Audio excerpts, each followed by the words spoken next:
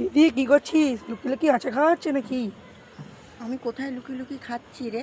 তোকে তো বললাম যে তুই চলে আয়, আমি ছাদে যাচ্ছি। তুই আসবি, সে দোষটা কি আমার বল? আমি কখন ডেকেছি? আমি তো সবাই ঘুম এই যে থেকে এতটা এসেছি। এতটা আচার আছে, তুই কত খাবি খা, আমি তো আমি খাবো না, তুই খা। কেন? আচার বেকার হয়েছে। তা তুই বলছিস কেন?